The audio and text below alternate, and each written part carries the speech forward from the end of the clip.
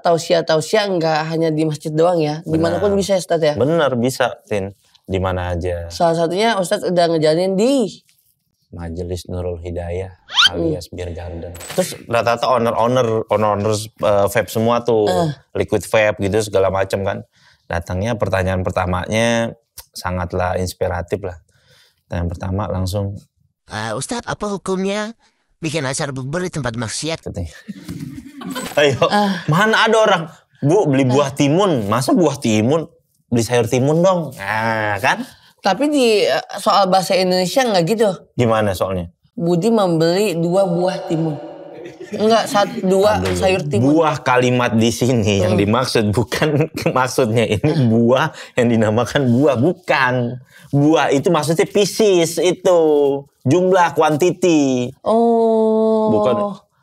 Kamu membeli, Dustin habis beli 2 buah handphone, berarti handphone jadi sebuah gitu. Kan kagak kan, bener gak? Tapi ada apa? Kehidupan asmaranya, Kehidupan hati lu tiap hari cenut-cenut mulu dong. hati tiap hari cenut dan rasanya itu memang apa ya Ustadz ya, rumah manis rumah gitu Ustadz. Apa? Home sweet home. Oh, home sweet home.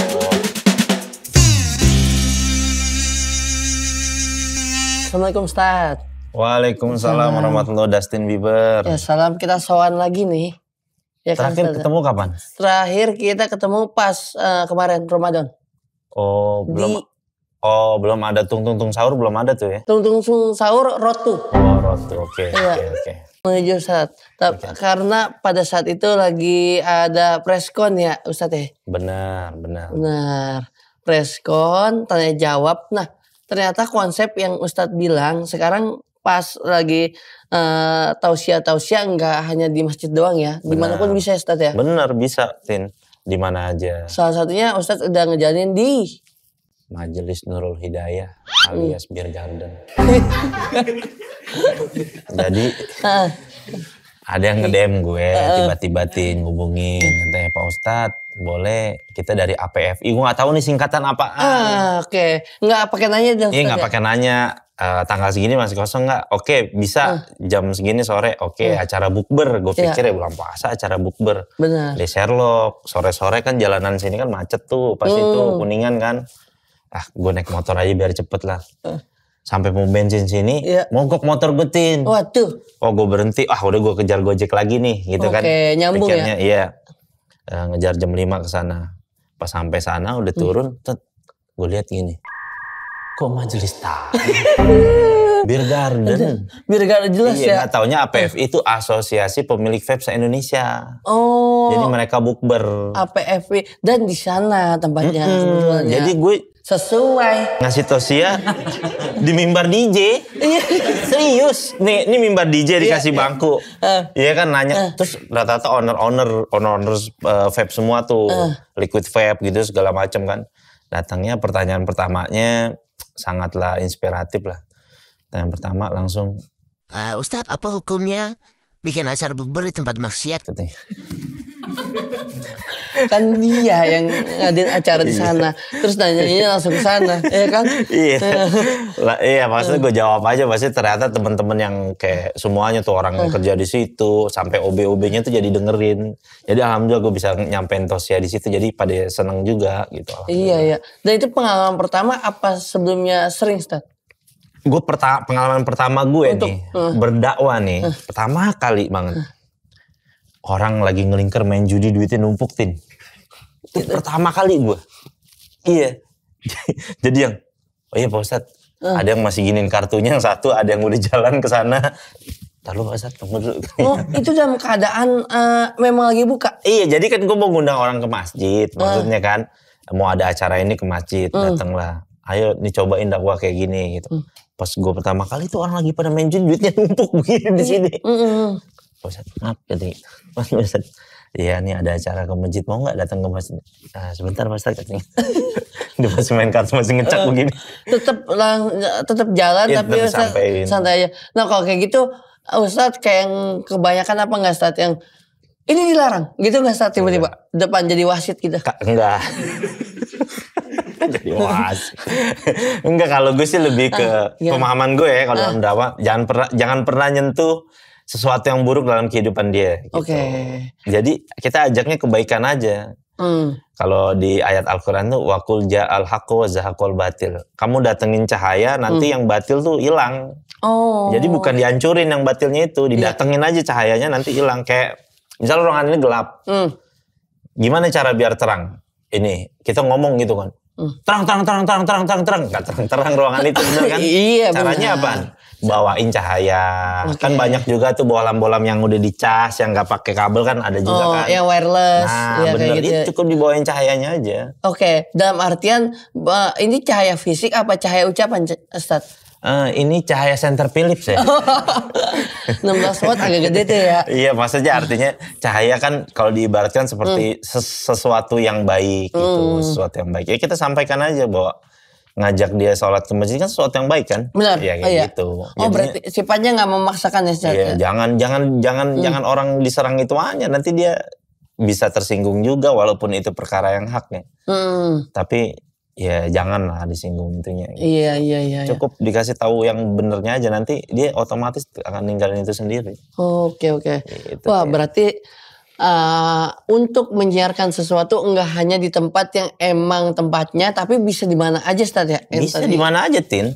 Lo mau di mana aja, pokoknya bisa. Yang tadi menarik dan unik, beer garden di situ ya, tiba-tiba ya. Terus ke mana lagi?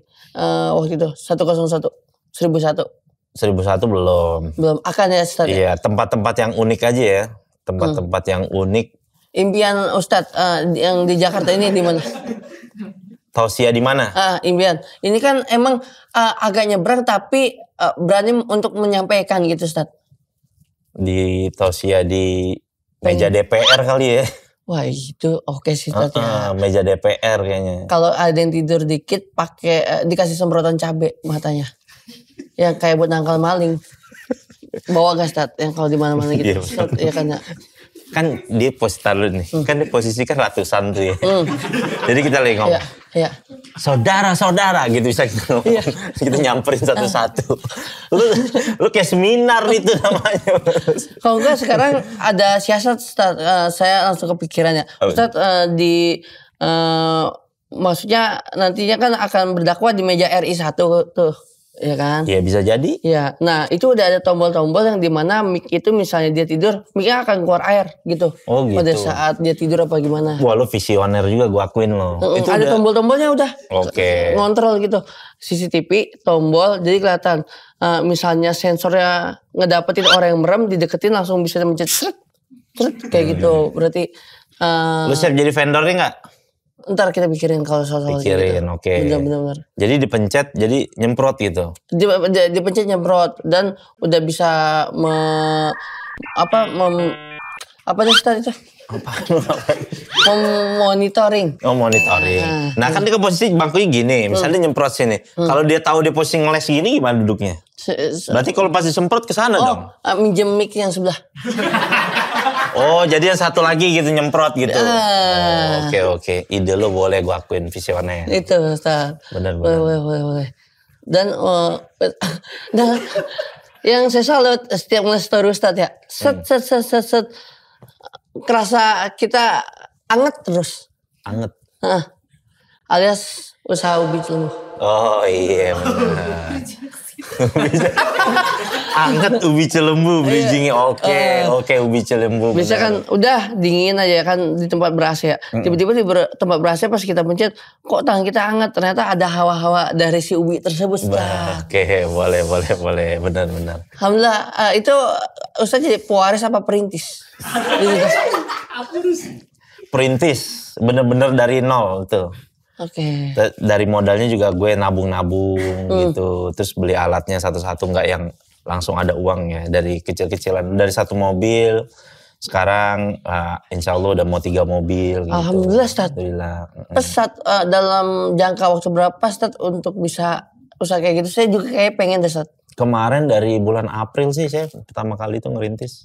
Bulan puasa ya? Iya belum puasa, after bulan puasa itu. Sekarang udah 3 mobil? Iya insya Allah udah mau 3 mobil. Dan itu mobil sewa apa emang Ustaz dewek? Kalau mobil mendingan sewa. Kalau kayak gitu. Jadi kalau kenapa-napa kan maintenance-nya nanti diserahin ke dia gitu. Iya, nggak repot ke situ Nggak ya repot, lahannya ya. bener. Wah, menarik ya berarti ya usaha gitu Ustaz ya. Oh, sungguh menarik, Dustin. Dan FYI, Ustaz, Apa di itu? situ bini saya kan lagi diet. Sering banget makan gitu Ustaz. Iya, emang cakep. Info A1, Ronaldo pagi-pagi sarapannya jus ubi dia. Dia, Iya bener. zatnya dari yang situ ya Ustaz ya. Oh, nggak digoputin dari sini juga sih. Mungkin tapi dia emang ada yang ngasih tahu gue lah, ini ada artikelnya tuh ternyata jus ubi baik buat kesehatan kayak gitu-gitu. Nah rata-rata makanya customer gue tuh orang-orang kantor Tin, yang rata-rata mereka udah sadar sama kesehatan gitu. Udah mulai ninggalin lah nasi uduk yang dibeli jam 7 dimakan jam 10 yang kerupuknya udah ciut tuh. Iya benar. Sama bihunnya udah rada keras. Nah tuh udah mulai ditinggalin tuh. Jadi mereka pagi-pagi tuh makannya buah kayak ubi. Nah sekarang pertanyaan gue, ubi itu sayur apa buah? Aduh, ubi. Kalau sayur identik sama daun-daunan terus berkuah. Jeruk ada daun. Berkuah nggak kan ya? Jeruk buah. Itu udah jelas. Iya kan lo bilang identik, kalau sayur identik dengan daun. Jeruk ada daunnya. Daun jeruk. Oh, maksudnya yang diolah. Jadi diolah buat makan, diolah, dibumbuin, terus dia jadiin topping, jadiin pokoknya dari lauk. Berkuah, pokok dari lauk, itu salah satu bisa dibilang sayur. Oke, berarti jadi kesimpulan lo ubi ini sayur apa buah? Buah deh. Ubi. Salah, sayur. Kok bisa sih? Iya, sayur deh. Kayak tomat sayur atau buah tuh? Tomat kan buah tomat. Sayur tomat? Wah, juga. Taruh soto. Nggak panggil ahli dari lulusan IPB nih harusnya nih, Pertanian Bogor nih, tanya-tanya nih. Iya, yang gini-gini Ustaz kadang agak-agak agak-agak Coffee TV gitu ya Ustaz. Timun. Hah? Timun.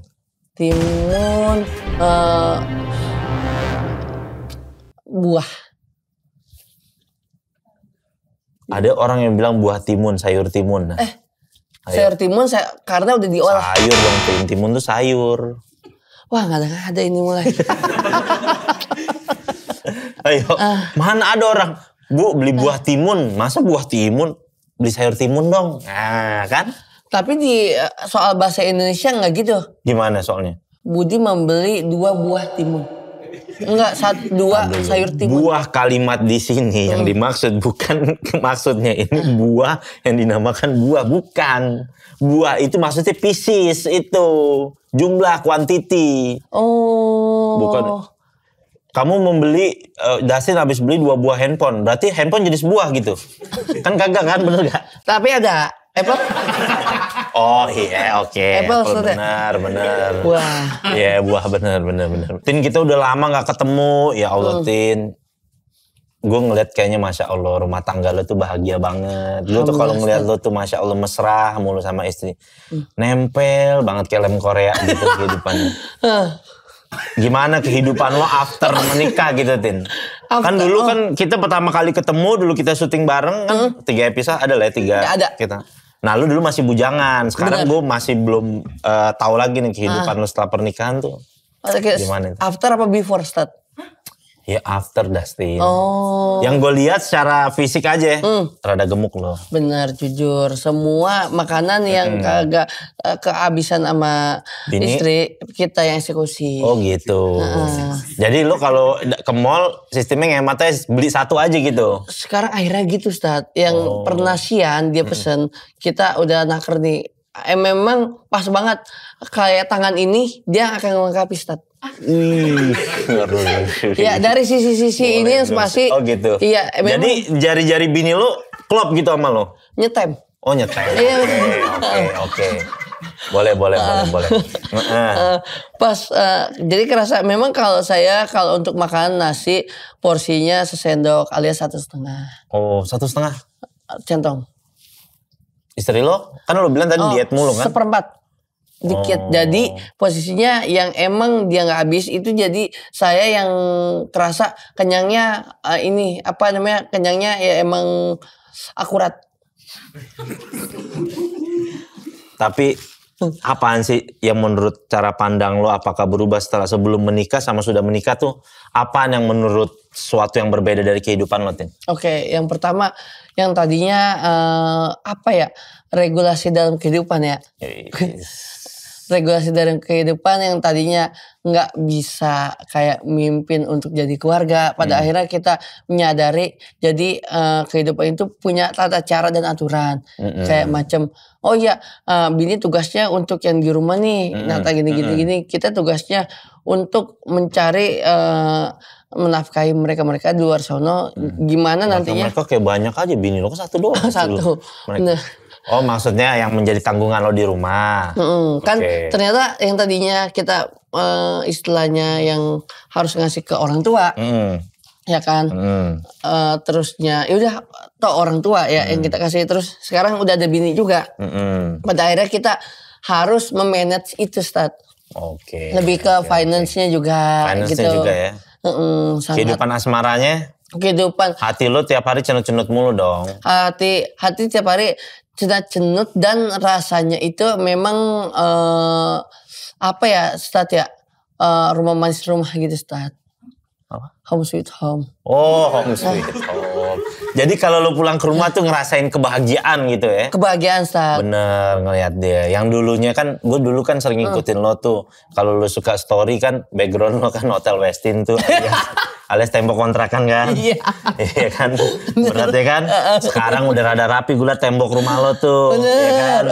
Sekarang pokoknya kehidupan udah gitu, pas bangun tidur nengok samping udah ada bini. Iya. Bener gak? Seneng deh tuh ya. Senang. Masya Allah. Apalagi gue liat lu belakangan ini lu sering nge-gym sama bini lo. Bener gak? Iya, Stat. Itu dan itu karena sebenarnya kita dipaksa untuk olahraga. Sama siapa ya? Sama bini. Karena dia udah jalan 3 bulan, alhamdulillah kebukti dari dia olahraga, ada hasilnya, dan pada akhirnya dia mau ngeliat saya juga sehat terus, Tat, dengan cara olahraga. Oke, berarti perhatian banget ya bini lo ya. Pengen lo tuh sampai lo sehat, secara ekonomi lo sehat. Karena kan pada intinya ketika lo sehat, nge-gym, badan lo ini kerja, nyari nafkah juga lancar, bener gak? Iya benar. Tapi kenapa ya, Stat, untuk memulai olahraga itu rasanya kok kayak kiri kanan ada barbel 50 kilo gitu. Berat? Banget. Kenapa ya? Iya sama, sesuatu yang sebenarnya dapat manfaat buat kehidupan kita. Bahkan dalam hal ibadah pun itu harus dipaksain memang awalnya, Tin. Oke. Gitu. Berarti kalau dipaksain middle ikhlas ya, Stat ya? Middle ikhlas berarti setengah ikhlas. Iya. Oke. Iya bisa juga awalnya memang belum sampai ikhlas banget, tapi kan itu kayak seperti mungkin istri lo ngelihat nih, ini laki gue nih mesti nge-gym nih, mesti olahraga nih. Ya biar dia tambah sehat terus, gue mau dia sehat terus. Ya cuma lo gak menyadari tentang kesehatan itu. Jadi lo didorong, lo dipaksa-paksa. Lama-lama lo kecebur, oh ternyata enak juga yang nge-gym ya. Badan sehat kayak gitu. Pada saat itu kita menikmati, tapi sudahnya kesana kalau udah males lagi, itu akan berdampak ya kayak biasa lagi, gak akan olahraga, males olahraga gitu, Ustaz. Jadi ada gak tips untuk buat supaya gua olahraga memang kepengenan untuk niat jalan nih, bukan niat hanya ucapan, gimana, Ustaz? Yang pertama lu harus menyadari betul bahwa kesehatan tuh mahal, Tin. Wah. Kesehatan itu adalah nikmat yang kalau kita dengar ceramah aja kan, nikmat yang paling besar setelah nikmat iman Islam ya nikmat kesehatan kan. Artinya tuh sehat tuh luar biasa banget gitu, dan yang tahu nikmatnya sehat tuh kan ya orang yang sakit, Tin. Kalau lu tanya misalnya ada orang lagi diinfus di rumah sakit, Pak sehat enak nggak gitu, paling lu disambit pakai martil tuh. Iya benar, saya baru menyadari. Gue pernah ngejenguk orang Tin sakit, dia tuh di kursi roda, terus dia tuh sampai nangis mau sholat Jumat aja nggak bisa, berbulan-bulan, hampir 8 bulan lah dia di rumah sakit, terus cuma di kursi roda doang. Di rumah sakit cuma kursi roda berbulan-bulan tuh, Ustaz. Iya, dia sampai bilang ngiri gitu kalau ngelihat dulu sholat Jumat ya, karenanya dulu misalkan dia dulu waktu jam sholat Jumat madol gitu. Oh iya, gitu. iya. Cuma sekarang ternyata giliran dikasih sehat, dikasih sakit mau sholat Jumat, malah sekarang nggak bisa karena lagi sakit gitu. Jadi artinya sehat ini adalah satu nikmat yang mahal. Yang tahu rasanya itu adalah ketika lagi sakitin. Iya, itu pada akhirnya kalau lagi sakit, pikiran yang istilahnya, oh iya gue harusnya kayak gini, oh iya gue harusnya kayak gini, itu akan keluar Stat. Bener. Rasanya Stat ya. Kenapa ya? Simpelnya gini Tin, kayak siapa yang tahu orang nikmatnya orang punya duit, bukan orang yang banyak duitin. Tapi ketika orang gak punya duit, lu lagi gak punya duit nih, tiba-tiba ditransfer duit sama temen lu 200, langsung lu seneng gak? Lu doain temen lu, gue doain lu masuk surga 7 turunan gitu kan. Nah itu artinya nikmatnya harta itu diketahuin ketika lu lagi gak punya. Coba lu transfer 200.000 ke rekeningnya Bill Gates gitu. Itu kan kagak berubah tuh angkanya dia tuh. Misalkan dia punya saldo M-Banking. Gue udah patungan nih buat bukber gitu. Misalkan lo seangkatan sama Bill Gates. Gue udah patungan ya.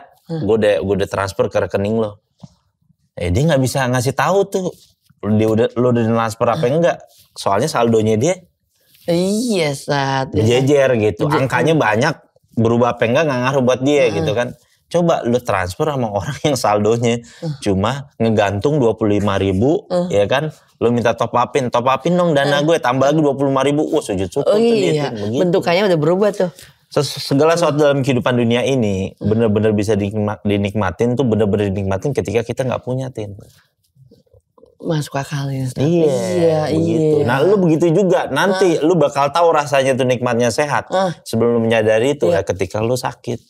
Makanya sebelum lu jatuh sakit, lu sadari betul bahwa olahraga itu memang bener-bener ini harus gue paksain karena gue mau sehat terus gitu. Oke, kalau gini saya siap untuk lari ke GBK kayak gini ya Stat.